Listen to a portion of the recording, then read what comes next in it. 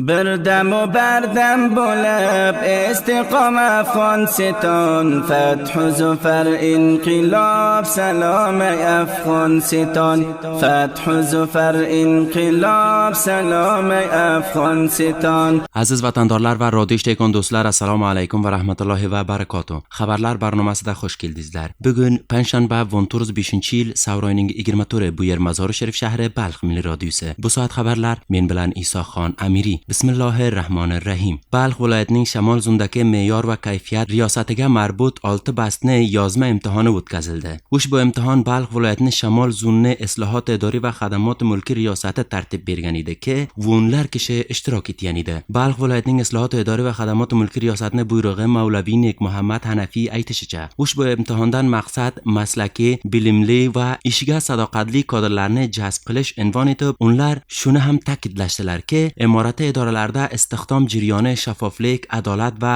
loyiqlik asosida amalga oshiriladi degan. ریاست ملکی خدماتو ریاست لوري د شمال زون د معیار او کیفیت ریاست اړوند د شپږ بستونو تحریري امتحان واخیستل شو.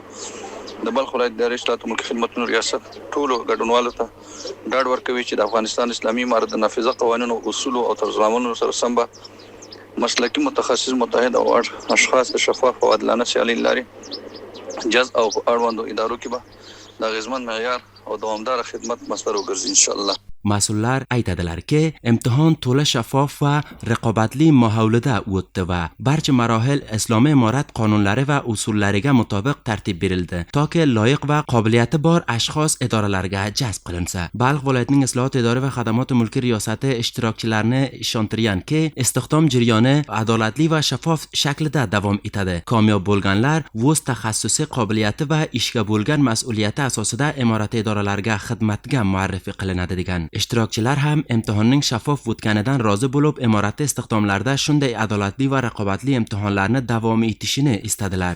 Va boshqa xabar buki, Balx viloyatining Itlot farhang riyosati farhangi faoliyatlarini kengaytirish va kitob o'qish farhangini rivoj berish maqsadida Mazori Sharif shahridagi ba'zi noshirlar va kitobfurushlar bilan hamohanglik bo'ltirishdi. Ushbu bo'ltirish Itlot farhang riyosatining ofisida bo'lib o'tdi. Unda idora mas'ullari, noshirlar va kitobfurushlar o'ltirib birga kitob chop qilish, nasharot, kitob ko'rgazmalarini o'tkazish, yoshlarni mutolaaga qiziqtirish va kitob o'qish farhangini kengaytirish haqida gaplashdilar. Mas'ullarning aytishicha, jamoada farhangning rushd berishi uchun noshirlar va kitobfurushlarni himoyat etadi. Ular aytdilarki, xalqning kitobga oson yetishi uchun yaxshi sharoit yaratishi va farhangi programmalarni kengaytirishi idoraning muhim vazifalaridan hisoblanadi degan. Ushbu o'ltirish Mazori Sharif shahridagi noshirlar va kitobfurushlar ham Itlot farhang vazoratini rasmiy javoz tavsiq qilish ishini yaxshi va foydali qadam deb aytganki, ushbu iqdom g'ayriqonuniy kopining oldini olib, muallif va noshirlar huquqini himoya qilishiga yordam beradi degan.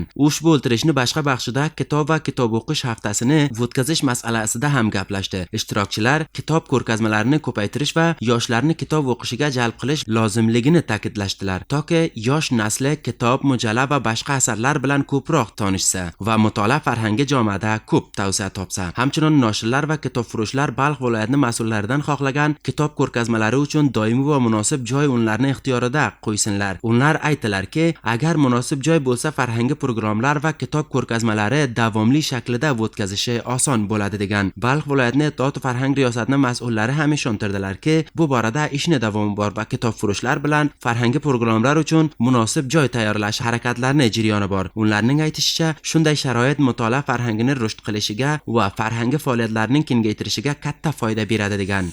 Va oxirlanchi xabar buki, Mazori Sharif shahridagi Mazorotalning hotel va restorantining qurilish ishi baynalmilaliy me'yorlar asosida davomi bor. Hozir ushbu katta proje oxir marhalalariga yaqinlashgan. Mazorotalning sahmdorlaridan biri Samim aytishicha, qurilish ishi 90% oldin ketgan va yaqin vaqtlarda rasmiy shaklida iftito bo'lib foydalanishga topshiriladi deb izofa etganki, hotelning qurilishida modern soxtamoniy sistemlar va peshrafta tajhizotdan istifoda qilingan. Barq sistemlari, darvozalar va texnik baxshlar ham asriy me'yorlarga mutobiq tayyorlangan. ما این میمانخانه را قسم جور کردیم یک میمانخانه مدرن.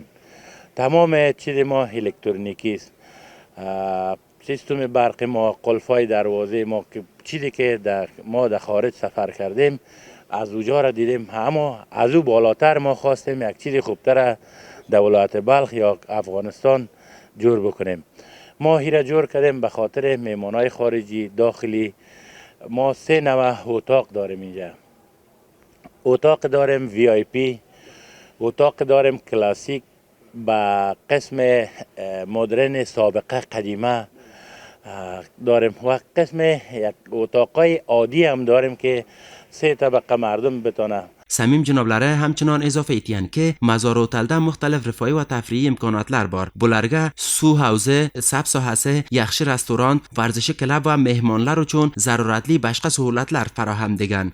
و امارت اسلامی افغانستان تصمیم گرفتن که در ولایت بلخ در زون شمال یک میمانخانه استاندارد جور شود که میمانای خارجی، توریست ها، مقصد کسی که میاد اینجا یک جای خوبتر باشن که وقتشان تیر کنه، یک دمی سیاحت میان یا به کاروبار میان، یک جای خوبی باشه. Proje mas'ullari umid etgan ki, mazor otel iftitoh bo'lganidan keyin turizm zaminasi rishd qiladi, ish fursatlari yaratiladi va xalqqa yaxshi va me'yor xizmat farahm qilinadi degan. Ushbu soat yangiliklarimiz shulardan iborat edi. Har birlaringizni a'loy mutolaaga topshiraman. Yana ko'rishguncha xayr, sog', amon qolinglar. بردم و بردم بلب استقام افغانستان فتح زفر انقلاب سلام افغانستان فتح زفر انقلاب سلام افغانستان